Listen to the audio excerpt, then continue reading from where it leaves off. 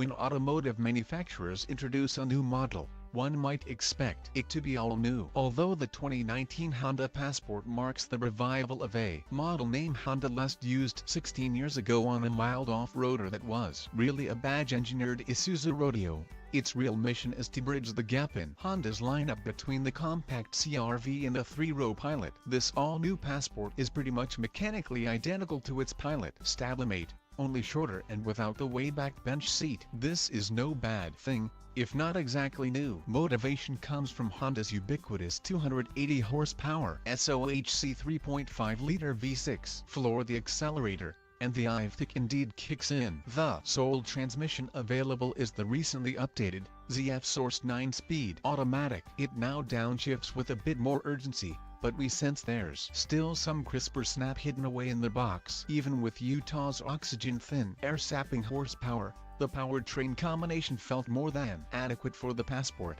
which is barely lighter than its Pilot sibling. In the interest of efficiency, the V6 milk can deactivate 3 of its cylinders, and the rear drive shaft decouples under light load when torque to drive the rear wheels isn't required. The Passport's fuel economy falls about mid-buck, achieving a combined EPA estimate of 21 mpg in front-wheel drive models and 22 mpg when equipped with all-wheel drive. Honda is quick to hype the Passport's off-road chops, and the argument may carry a thin, deli-cut slice of meat to it. Our introductory drive was limited to the top-spec Elite trim that comes with standard all-wheel drive. It's a $1,900 option on lesser trim levels. Although serious off-road fanatics will note that the Passport lacks any underbody protecting skid plates, the AWD Passport's 8.1 inches of ground clearance front drive models have 7.5 inches of clearance is achieved by the use of taller springs. The improved object clearing angles approach,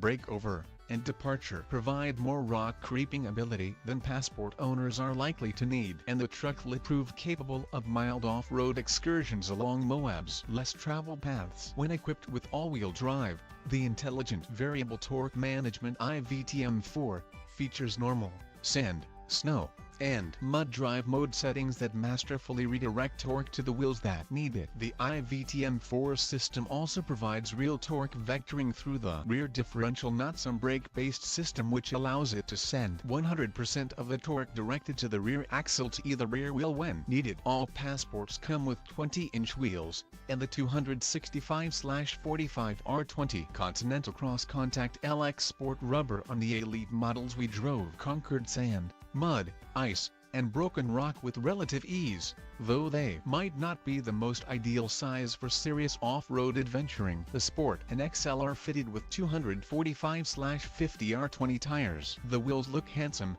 but there is some jouncing over jagged terrain when carrying modest speed. One oversight, considering Honda's emphasis on off-road ability, is that the Passport lacks hill descent control. Fortunately, the brake pedal is firm and easy to modulate while controlling your own descents. On pavement, the Passport drives a lot like a Pilot. The steering rack has a slightly quicker ratio and still feels sluggish off-center and feathery light from lock to lock. And there's simply no masking the Honda's towering center of gravity during quick transitions. Hustling the Passport through Utah's twisty canyons is like playing vehicular Jenga, with its substantial body lean ever present. Like the Ridgeline and the Pilot, front-wheel drive Passports are rated to tow 3,500 pounds, and all-wheel drive models are capable of pulling 5,000 pounds, but only after a few dealer-installed accessories, including a trailer hitch $360, wiring harness $225, and transmission cooler $385 are added that unlock those full tow ratings. From the front seat,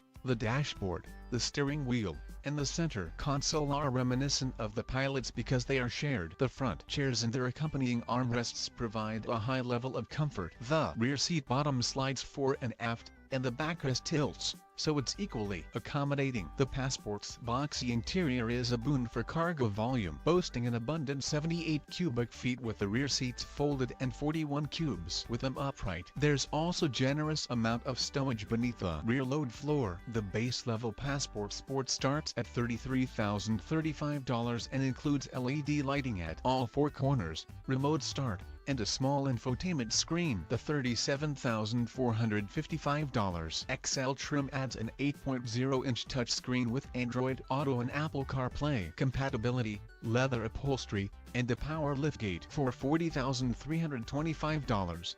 The Touring trim adds heated outboard rear seats, roof rails, and front and rear parking sensors. Lastly, the $44,725 Elite offers ventilated front seats, a heated steering wheel, and inductive phone charging. All Passports benefit from standard Honda sensing, a host of electronic safety systems such as adaptive cruise control, forward collision alert, and lane keeping assist. Visually, the Passport blends elements of both the Honda Ridgeline pickup and the Pilot. Its front fascia looks slightly more aggressive than that pair's, and the rear is distinct. The two-row Passport's body measures 6.5 inches shorter than the three-row Pilot's, despite all-wheel drive models riding atop the same 111.0-inch wheelbase. FWD models have a slightly shorter wheelbase. To call it all new might be rather generous, but the 2019 Honda Passport definitely satisfies its mission and should surely satisfy Honda's coffers as a capable and practical middle ground in Honda's core crossover lineup.